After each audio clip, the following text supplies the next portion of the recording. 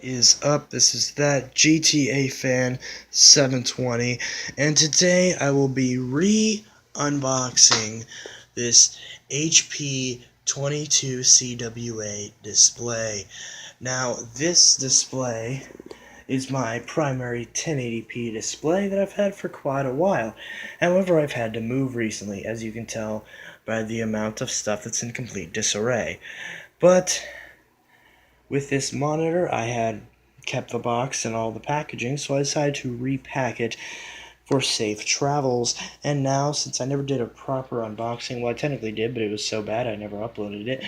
And now that I have a studio with proper lighting, overhead lighting, which is nice, I will be doing a re-unboxing. So basically, just pretend this is the original unboxing, because I literally have, like, everything is the exact same.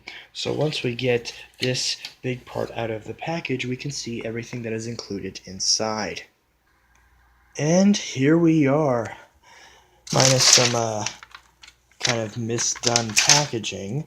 We have the this isn't the main base, but this is the connection that will connect the monitor itself to the base, and it just clips in, so no tools are required, so that is definitely a nice touch.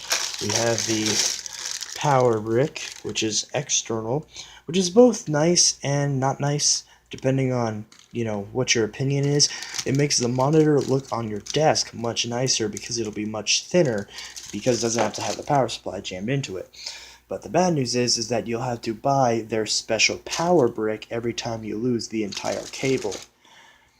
However, the cable that connects from the brick to the wall is a universal cable that you would see on any other. So it's not all one, it's not.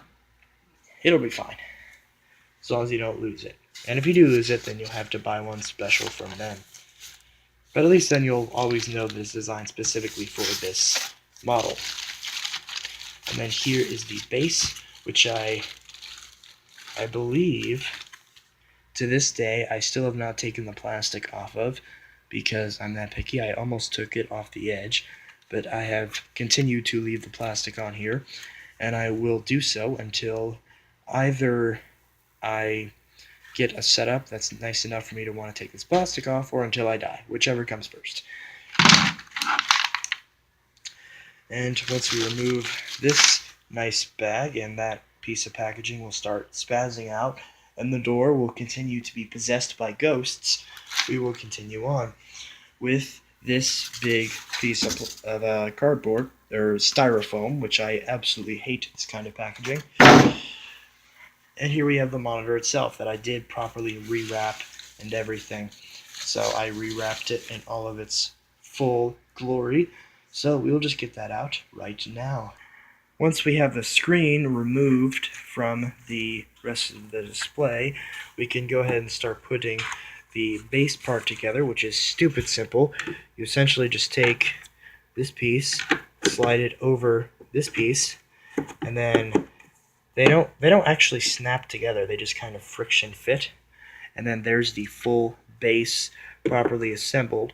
And then once you get that on, you essentially just take it over this small part, put it inside this, which is kind of hard to do one-handed. Pull the display out without dropping it. And then you take this little clip and then just push it in. And once you get it in, like so, then you have a perfectly put together monitor. I believe there is a way to lock this in place, like completely, but I do not have the means of doing so. And then once we have that, we have a nice 22-inch full HD 1080p panel completely assembled. Now, as far as the profile goes, it is technically 21.5 inches, and I have measured that. It is exact 21.5, which rounds to about 22.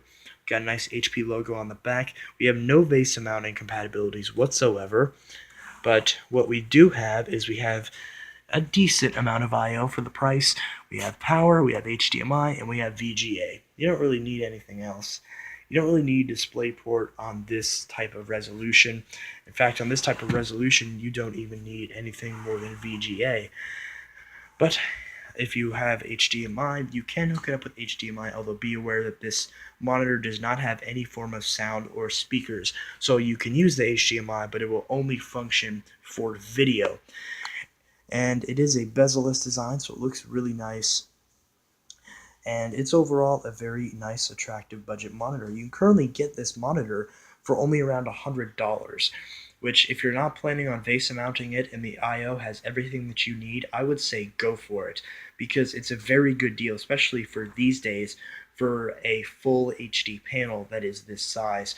So anyways, this is that GTA Fan 720 signing out. I hope you all have a good one. If you have any questions about this display, I will leave an Amazon link in the description at a later date. As of time of upload, I do not have the means to put in said link, but in the future I promise I will get that link down below. If you have any questions about this panel, since I have owned it for an extensive amount of time, just ask me and I will gladly answer said questions. This is that GTA Fan 720 signing out. Hope you all have a good one.